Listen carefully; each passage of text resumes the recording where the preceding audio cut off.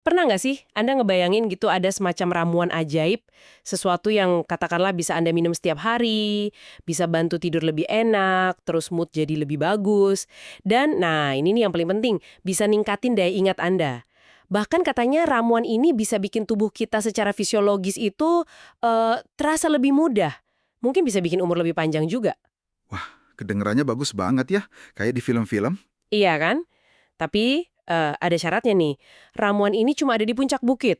Dan buat dapetinnya, Anda musti daki bukit itu 30 menit tiap hari. Kira-kira nih, Anda mau nggak ngelakuin itu? Saya sih yakin ya, kebanyakan dari kita pasti langsung mikir, wah mau banget lah, siapa coba yang nolak? Pasti maulah, usaha dikit demi manfaat segitu banyak. Nah, sekarang coba bayangin lagi nih. Udah setahun nih Anda rutin, disiplin naik bukit tiap hari, minum air murni dari mata air itu. Terus Anda benar-benar ngerasain bedanya. Badan jadi lebih kuat, lebih sehat, lebih seger gitu rasanya. Tidur juga jadi nyenyak banget. Ingatan rasanya lebih tajam gitu. Tapi terus kita datang nih, terus bilang, tahu nggak? Keajaiban itu sebenarnya bukan dari airnya loh. Oh ya, terus dari mana dong? Justru dari perjalanannya itu sendiri. Dari aktivitas naik bukitnya itu. Aktivitas fisiknya. Bukannya itu malah jadi kabar baik ya? Artinya kan kekuatannya ada di dalam diri kita, bukan di tempat lain. Iya juga ya. Jadi kita sendiri yang menciptakan keajaiban itu. Betul. Nah, ini nih inti dari pembahasan kita kali ini. Kita mau gali lebih dalam ya berdasarkan bab 17 dari sumber yang Anda berikan judulnya Olahraga, Eliksir Kehidupan. Kita bakal kupas tuntas kenapa sih aktivitas fisik ini bisa sebegitu ajaibnya. Kenapa disebut eliksir kehidupan, terutama buat otak dan ingatan kita. Analogi tadi tuh asuh banget sih.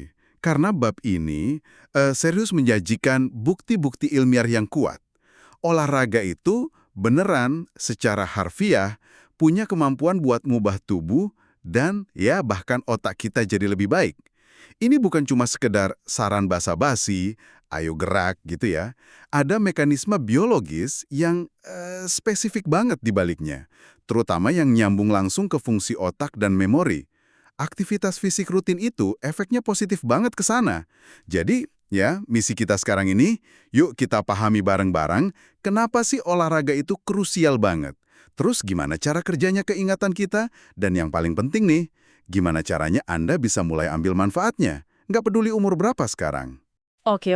Ini kedengeran seru dan penting banget. Tapi sebelum kita terlalu semangat nih ngebayangin manfaatnya, sumber ini ngasih satu kayaknya pengingat yang penting banget, nggak boleh diabaikan. Apa tuh? Penting banget, krusial malah buat ngobrol dulu sama dokter, konsultasi sebelum mulai program olahraga baru. Apalagi kalau ya programnya beda intensitasnya atau jenisnya dari yang biasa kita lakuin. Ah, iya, bener banget. Safety first ya.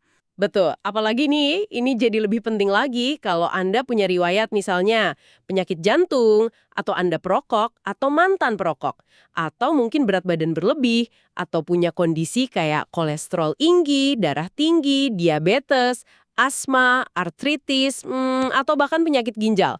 Konsultasi ini kayak pondasi lah ya buat keselamatan kita. Jangan sampai niatnya baik buat sehat, malah jadi masalah kan? Setuju banget. Itu langkah pertama yang nggak boleh di-skip. Terus juga sumber ini ngasih tahu tanda-tanda bahaya pas olahraga. Kalau misalnya Anda ngerasain nyeri atau kayak diteken gitu di dada, leher, rahang, lengan, atau kaki. Atau mungkin pusing, rasanya mau pingsan atau nafas sesek banget.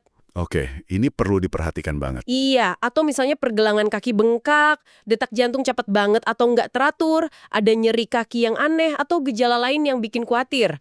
Nah, itu harus langsung berhenti olahraganya, terus cari pertolongan medis. Keselamatan nomor 1. Poin yang sangat-sangat penting. Nah, anggaplah kita udah dapat lampu hijau nih dari dokter, udah tahu batasan aman buat tubuh kita. Bab ini lanjut ngarahin kita ke dua jenis utama olahraga yang bagusnya dikombinasikan buat manfaat maksimal, termasuk buat otak tentunya. Yang pertama itu latihan aerobik. Aerobik ya, oke. Intinya, aerobik ini aktivitas apa aja yang bikin jantung Anda detaknya lebih cepat, memompa darah lebih efisien ke seluruh tubuh, termasuk yaitu tadi ke otak. Rekomendasinya itu minimal 30-60 menit per sesi. Dan bagusnya, sih dilakuin 5-7 hari seminggu. Contohnya apa aja tuh? Biar kebayang, kadang orang bingung aerobik itu yang mana. Banyak banget pilihannya kok, mulai dari yang simple kayak jalan cepat, ya bukan jalan santai, atau jogging, berenang, sepedaan. Bisa juga pakai alat, misalnya mesin dayung atau elips kalau di gym. Oh, iya iya. Kalau Anda suka yang rame-rame, bisa ikut kelas aerobik, zumba, nari, atau kelas spin itu juga bagus. Bahkan main olahraga tim kayak basket, tenis, bola, hoki, atau ski itu juga termasuk aerobik yang oke banget. Kuncinya, aktivitasnya bikin sistem jantung dan paru-paru kita kerja lebih keras secara terus-menerus selama waktu itu. Oke, jelas ya. Itu pilar pertama. Lalu yang kedua apa? Pilar kedua itu latihan yang fokusnya ke kekuatan, keseimbangan, sama fleksibilitas. Sumber ini nyaranin kita ngasih waktu minimal 2 jam per minggu buat jenis latihan ini. Contohnya kayak gimana tuh? Yang paling umum ya kayak yoga, tai chi, atau pilates. Nah, manfaatnya ini nggak cuma buat otot sama sendi jadi lebih kuat atau lentur aja. Nah, ini nih. Gimana hubungannya latihan kekuatan sama keseimbangan ini kesehatan otak? Kayaknya nggak selangsung aerobik yang memompa darah kan? Hubungannya penting banget loh, terutama buat pencegahan. Latihan keseimbangan sama kekuatan itu secara signifikan bantu mencegah kita jatuh. Oh, mencegah jatuh ya? Kenapa itu penting buat otak? Gini, jatuh itu ternyata salah satu penyebab utama cedera kepala pada orang dewasa, apalagi lansia. Dan cedera kepala sekecil apapun, risikonya bisa ganggu fungsi kognitif sama memori kita. Sumber ini malah ngasih fakta yang lumayan bikin kaget sih. Kira-kira 1 dari 3 orang dewasa umur 65 ke atas itu jatuh tiap tahun. Dan dari jumlah itu, seperempatnya ngalamin akibat serius, termasuk ya itu cedera kepala. Wow, serem juga ya angkanya. Makanya, latihan kayak yoga atau tai chi yang ngelatih keseimbangan itu punya peran penting buat ngelindungin otak kita secara nggak langsung gitu. Ujung-ujungnya sih, bab ini nekenin banget pentingnya nyari aktivitas yang Anda nikmati. Ini faktor kunci biar bisa awet, biar konsisten jangka panjang. Kan kalau suka, ngelakuinnya juga semangat ya. Bener banget. Kalau dipaksa biasanya nggak lama. Iya kan? Sumber ini juga nyaranin strategi cross-training. Jadi, ganti-ganti jenis olahraga di area yang beda. Ini bagus buat ngurangin risiko cedera di sendi tertentu karena gerakan berulang. Plus, bisa ngelatih kelompok otot yang lebih variatif juga. Oke, jadi udah jelas nih pentingnya konsul dokter, terus jenis olahraganya kombinasi aerobik sama kekuatan, keseimbangan, fleksibilitas. Sekarang yuk kita gali lebih dalam lagi nih, apa sih sebenarnya manfaat spesifik olahraga buat otak dan ingatan kita? Gimana ceritanya olahraga ini bisa jadi eliksir kayak judul babnya? Nah, ini bagian serunya. Manfaatnya itu emang berlapis-lapis ya. Dan menarik banget kalau kita bedah satu-satu sesuai penjelasan di bab ini. Kita mulai dari yang pertama, yaitu peran olahraga buat ngurangin risiko stroke. Oke, stroke ya. Iya, kita kan tahu ya, gaya hidup yang kurang gerak, mager gitu, itu salah satu faktor risiko utama stroke. Dan stroke itu efeknya sering banget jadi penyebab utama gangguan memori sama masalah kognitif lainnya. Benar. Nah, olahraga ini kayak nyerang resiko stroke dari banyak sisi gitu. Pertama, bantu ngatur berat badan. Sumber ini nyebut data, orang dewasa yang gemuk itu resiko stroke-nya 22% lebih tinggi. Kalau udah obesitas, wah, resikonya loncat jadi 64% lebih tinggi. Wah, 64%. Gede banget itu. Iya, dan resiko ini bahkan lebih tinggi lagi di kelompok usia dewasa muda. Nah, olahraga bantu nurunin berat badan, atau paling nggak ngejaganya biar ideal. Oke, jadi jaga berat badan aja udah ngasih perlindungan ya? Terus apa lagi? Jadi bantu nurunin kolesterol jahat, LDL, dan naikin kolesterol baik, HDL. Ini penting buat kesehatan pembuluh darah. Olahraga juga efektif buat nurunin tekanan darah tinggi dan ngurangin resiko kena diabetes tipe 2. Buat yang udah diabetes pun, olahraga rutin itu bantu banget buat kontrol gula darah. Jadi kebayangkan, ini kayak ngasih paket perlindungan lengkap buat pembuluh darah kita, termasuk yang ke otak. Oke, jadi efeknya sistemik banget ya ke pembuluh darah. Manfaat kedua nih yang disebutin sumber ini, soal perbaikan kualitas tidur. Ini sering denger sih, tapi pasti ada kaitannya sama memori kan di bab ini? Tepat sekali. Kan kita tahu, tidur itu fase penting banget buat otak kita nyimpen ingatan, istilahnya konsolidasi memori. Nah, olahraga yang konsisten itu terbukti bisa ningkatin kualitas tidur secara umum. Jadi tidurnya lebih pules gitu ya? Iya, lebih pules, lebih efisien. Artinya, olahraga bisa bantu Anda tidur lebih cepat, terus nggak gampang kebangun tengah malam, dan pas bangun rasanya lebih seger. Ada lagi nih manfaat tambahan yang penting. Olahraga bisa bantu ngurangin ketergantungan sama obat tidur. Kenapa ini penting? Karena, ironisnya, banyak obat tidur itu malah ganggu fungsi memori. Kecuali melatonin ya, itu beda cara kerjanya. Wah, jadi olahraga bisa jadi solusi alami ya buat tidur enak yang ujungnya bagus buat memori. Tapi ada catatan nggak soal waktu olahraganya?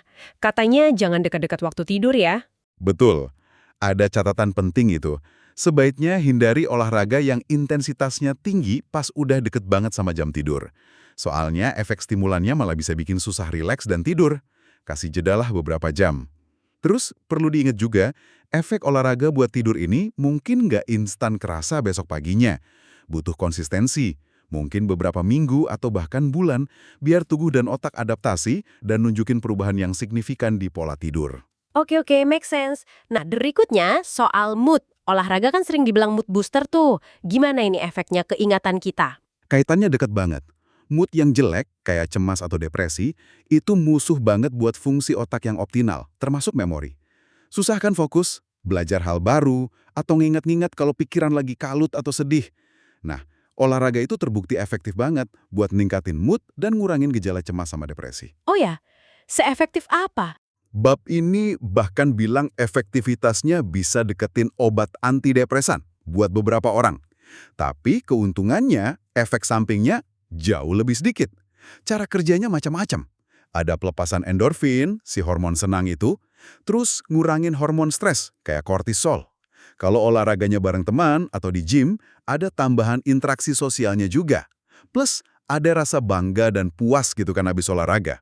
Nah, mood yang stabil dan positif ini bikin kondisi mental kita lebih siap buat belajar dan ngingat. Nah ini nih, kita sampai ke bagian yang menurut saya paling bikin wow pas baca rangkuman bab ini. Soal olahraga yang nggak cuma bagus buat fungsi otak, tapi secara fisik bisa memperbesar bagian otak yang penting buat memori. Bisa dijelasin lebih lanjut nggak? Betul banget. Ini mungkin temuan yang paling langsung nunjukin hubungan olahraga sama memori sesuai yang dijelasin di bab 17 ini. Olahraga rutin itu micu keluarnya zat-zat kimia bagus di otak, termasuk yang namanya faktor pertumbuhan. Salah satu yang paling terkenal itu BDNF. BDNF apa itu? Itu singkatan dari Brain Derived Neurotrophic Factor. Gampangnya, dia itu kayak pupuk buat sel-sel saraf kita. Nah, yang paling penting buat topik kita, BDNF ini terbukti bisa secara harfiah ya, memperbesar ukuran hipokampus. Hipokampus itu bagian otak yang mana? Itu struktur di dalam otak yang perannya penting banget buat ngebentuk memori baru sama navigasi ruang. Anggap aja kayak pusat komando buat ingatan kita. Jadi olahraga bisa bikin pusat komando ingatan kita jadi lebih gede. Ini berlaku buat semua umur? Iya, itu dia yang bikin makin keren. Efek ngegedein hipokampus ini nggak cuma di orang muda aja, tapi juga konsisten kelihatan di orang dewasa parubaya, bahkan lansia yang rajin olahraga. Studi-studi di sumber ini nunjukin ada peningkatan volume hipokampus sekitar 2%.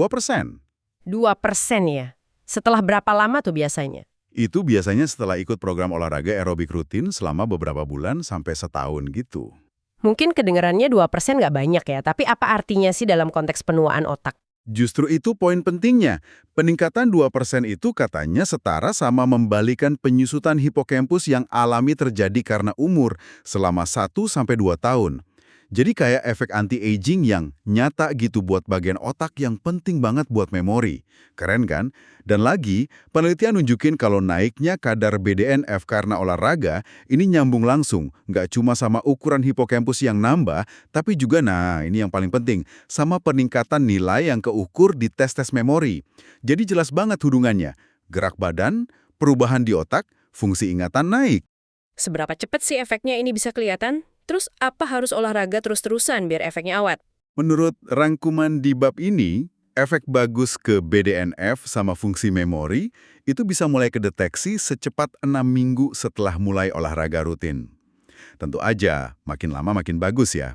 Dan iya, buat ngejaga manfaat ini, termasuk ukuran hipokampus yang lebih oke itu, olahraga emang perlu dijadiin kebiasaan jangka panjang.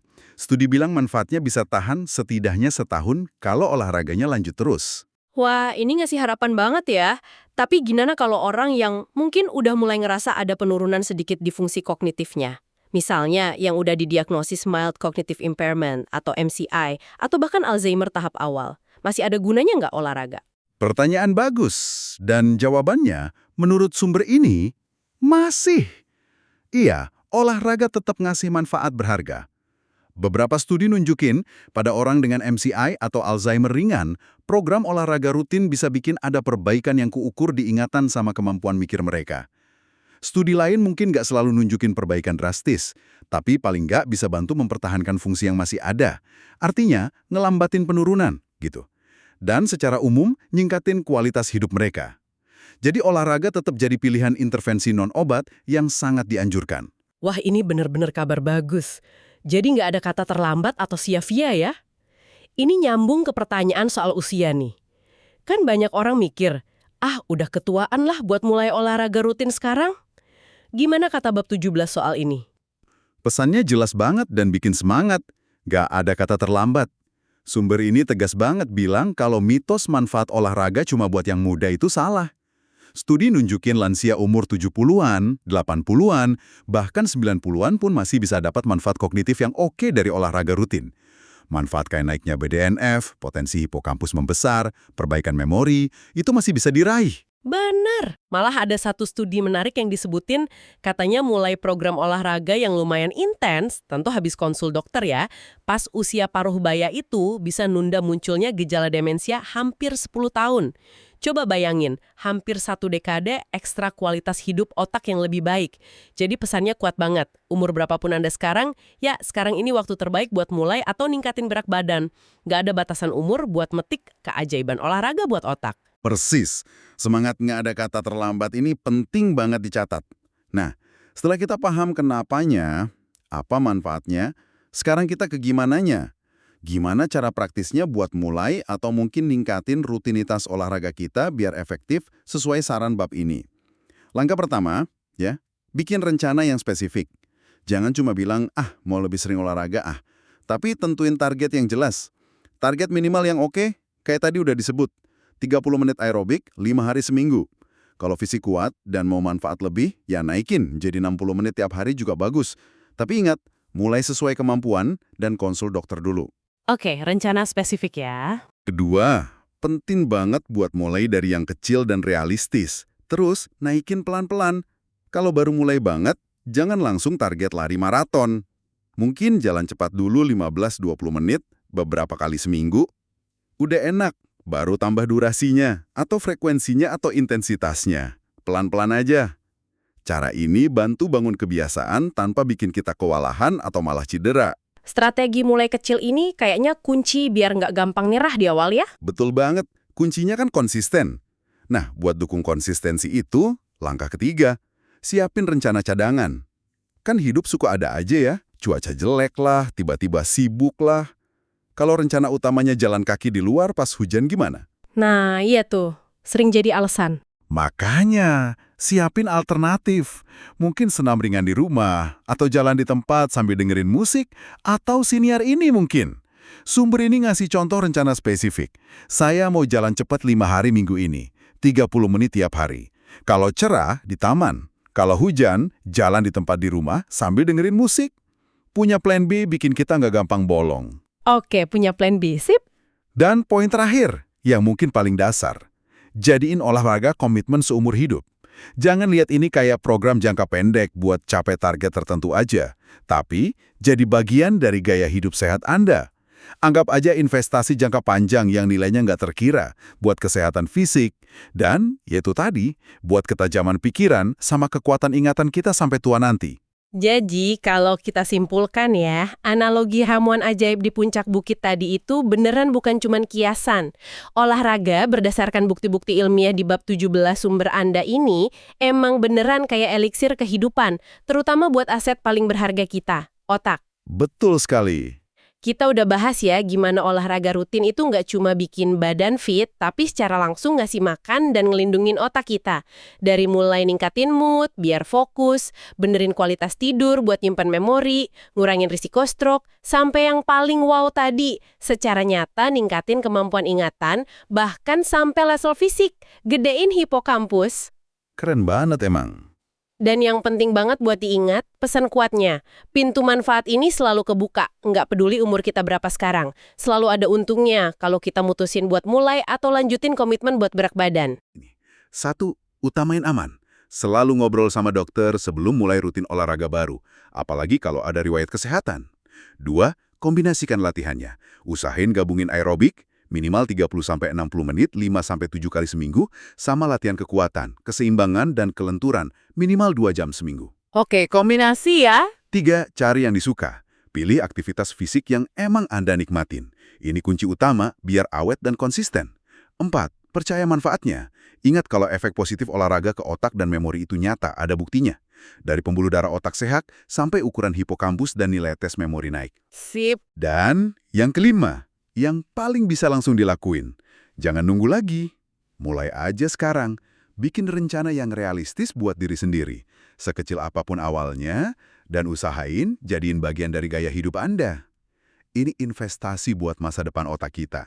Nah, setelah dengar semua ini ya, semua bukti dan manfaat luar biasa dari aktivitas fisik, mungkin pertanyaan buat diri kita sekarang bukan lagi apakah saya punya waktu buat olahraga di tengah kesibukan. Tapi, ngelihat dampaknya yang segitu gede buat kesehatan kita semua, terutama buat jaga pikiran tetap tajam, ingatan jernih dan kualitas hidup otak kita sampai nanti, pertanyaannya mungkin lebih pas jadi, gimana mungkin saya tega ngebiarin diri saya ngelewatin kesempatan emas ini? Eliksir kehidupan itu ternyata nggak jauh-jauh di mata air ajaib sana. Dia ada di jangkauan kita, dimulai dari langkah pertama, gerakan pertama yang kita putusin buat ambil hari ini.